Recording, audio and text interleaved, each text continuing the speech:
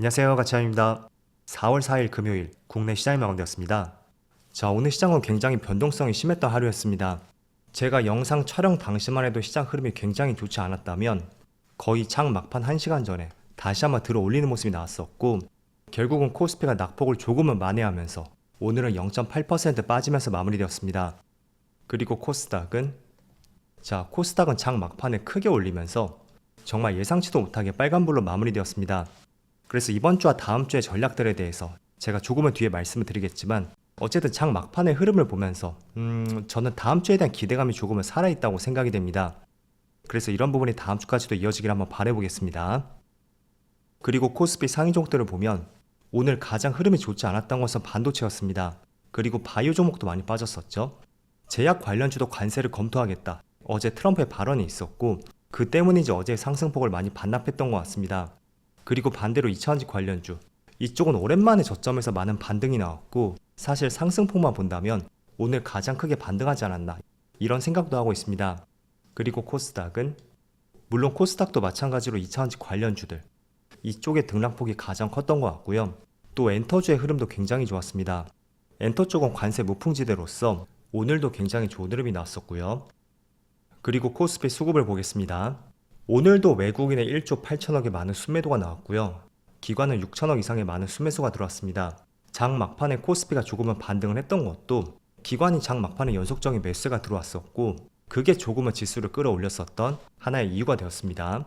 하지만 외국인의 최근의 순매도 규모 굉장히 신경이 쓰입니다. 그리고 코스닥도 외국인의 순매도가 있었지만 규모 자체는 많지 않았습니다.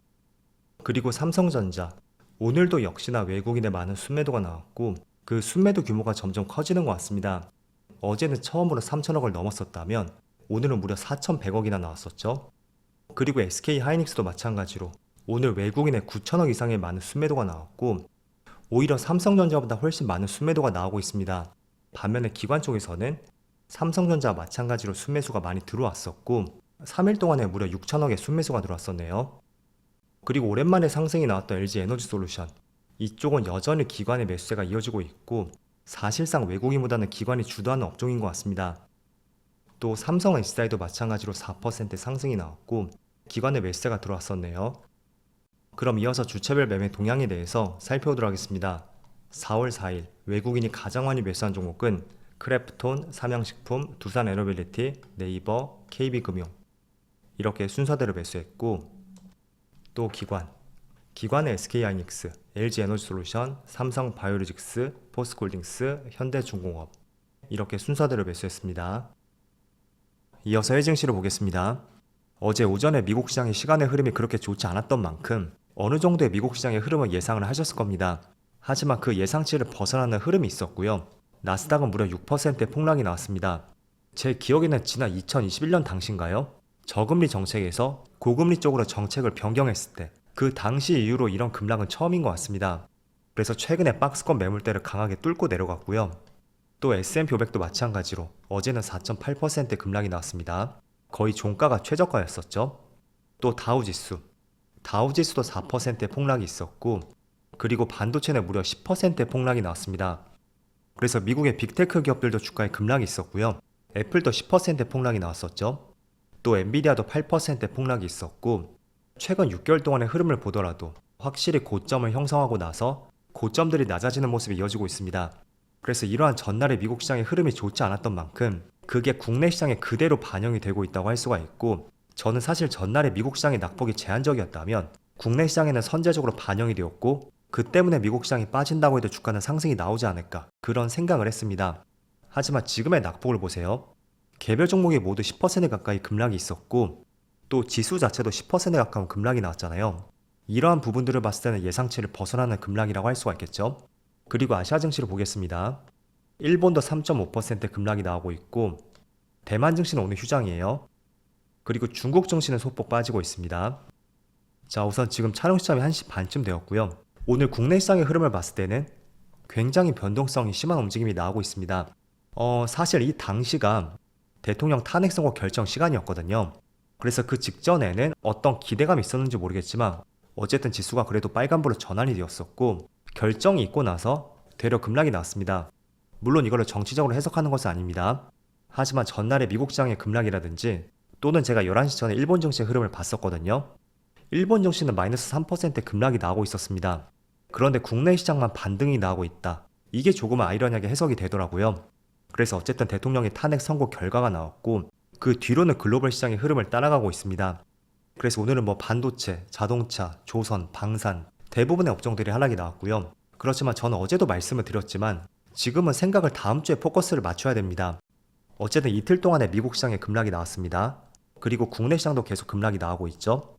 그리고 이 급락의 원인이 되었던 것이 굉장히 많은 이슈들이 얽혀 있습니다.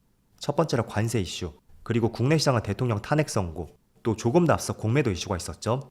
자, 그런데 잘 생각해보면 그 재료는 모두 소멸이 되었습니다. 물론 파급력이 다음 주까지도 계속 이어질 가능성이 있겠죠. 하지만 재료 자체의 시간적인 측면을 보면 관세, 탄핵, 그리고 공매도까지 그 재료는 모두 소멸이 되었습니다. 그럼 우리가 지금부터 지켜봐야 되는 것은 여기서 발을 뺀다든지 또는 손절을 하는 것이 아니고요. 저는 오히려 지금 구간을 조금 더 적극적으로 볼 수 있는 발상의 전환이 필요한 시점이라는 것을 말씀드리겠습니다. 하지만 분명히 해둬야 되는 것은 이 탄핵에 대한 여파, 그리고 관세에 대한 여파, 그거는 무자르듯이 한 번에 끝나지 않을 거예요. 그래서 최소한 다음 주까지는 그게 이어질 가능성이 있다고 저는 보고 있고, 하지만 점점 다음 주 하반기로 가면서 그 여파는 식을 가능성이 충분히 있다는 것이 저의 생각입니다. 그래서 저는 지금의 시점을 조금 더 매력적으로 보고 있고, 오히려 시장에 깊게 조정이 들어왔을 때 그때는 충분히 비중을 실어볼 수 있는 그런 구간이 나올 수도 있겠구나 라는 생각을 해보고 있습니다. 자, 그리고 코스피 일봉상의 차트를 보겠습니다. 지금 RSI 지표를 보면 RSI 지표가 33포인트까지 내려왔고, 여기서 만약에 한 차례 더 하락이 나온다면 30포인트가 깨질 가능성이 충분히 높습니다. 그럼 과매도 과매수 관점으로 보면 충분히 과매도권에 접했다고 할 수가 있고, 그거는 시장의 역사를 봤을 때는, 자, 이런 구간을 잘 살펴보세요. 과매도에 접했을 때 작년 10월을 먼저 보면 조금 더 늘려볼까요? 자, 작년 10월은 이쯤이었습니다. 그리고 지수는 큰 반등은 아니었지만 그래도 일정 부분 반등이 나왔고, 상승률로 본다면 한 3% 가까운 반등이 나왔었거든요. 그리고 10월 말도 마찬가지입니다. 이 당시에도 다시 한번 지수가 눌렸지만 3% 정도 눌렸었죠. 하지만 다시 대반등이 나왔습니다. 그리고 1월도 마찬가지예요. 작년 1월을 보면 이때도 두 달 동안 시장에 랠리가 나왔었죠. 그리고 대표적으로 작년 8월쯤에 그때 뭐 코스피가 10% 가까이 급락이 나왔었고, 그때도 시장이 많은 과매도 구간으로 접했습니다. 그리고 거의 11% 급등이 나왔었죠. 또 작년 9월도 마찬가지고요. 이때도 6%의 반등이 나왔습니다. 또 최근 구간으로 가보면 작년 11월 이때도 마찬가지로 이 시점이었죠. 4.8% 반등이 나왔고, 그리고 작년 12월도 마찬가지로 이때도 약 5.6% 반등이 나왔습니다. 그래서 지금 구간도 그런 관점을 한번 보시고요. 설령 여기서 하락이 한 번 더 나온다고 해도 너무 그거를 겁먹지 말자는 말씀을 드리겠습니다. 저는 오히려 하락이 나온다면 이 지수의 흐름을 따라가는 종목이 있을 거 아니에요. 그런 종목들을 적극적으로 매수할 것이고요. 그 업종들은 코스피 상위 종목들을 통해서 여러분들이 충분히 선별해 볼 수가 있을 겁니다. 그리고 시황이라든지 또 2, 3분기에 어떤 재료가 있는지 그런 것도 곁들여 보신다면 종목 선정에 대한 이해가 조금 더 빠르게 다가올 것입니다.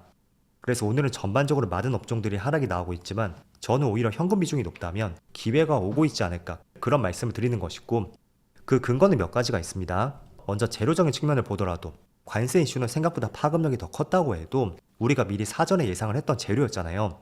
그래서 길게 본다면 트럼프 당선부터 거의 5개월 가까이 예상할 수 있는 재료였고, 또 탄핵 선고에 대해서도 빠르면 3월쯤에 발표가 날 것이란 예상이 있었잖아요. 물론 시기가 조금은 연기가 된 것뿐이지 그것도 충분히 예상을 할 수 있었던 것입니다. 그리고 공매도도 마찬가지고요. 물론 공매도가 다시 재개가 되었으니까 이런 불안정한 시기를 통해서 외국인의 공매도가 더 기승을 부릴 수도 있습니다.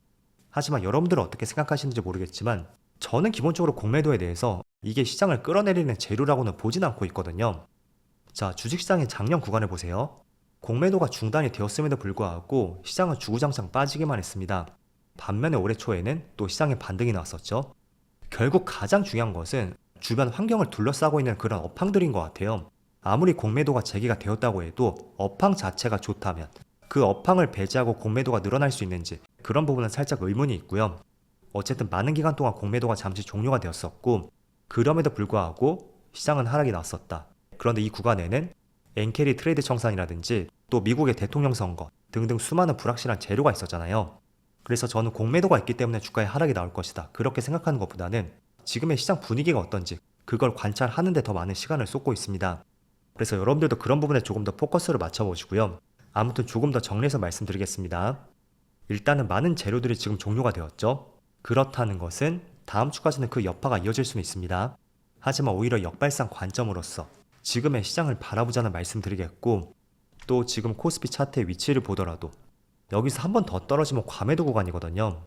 그런데 과거에도 과매도 구간에 접했을 때는 정말로 높은 확률로 반등이 수없이 나왔습니다. 그래서 지금도 그런 관점으로 보시는 것을 말씀을 드리겠고, 어쨌든 지수의 반등이 나온다는 것은 시장의 중심주를 공략하셔야 됩니다.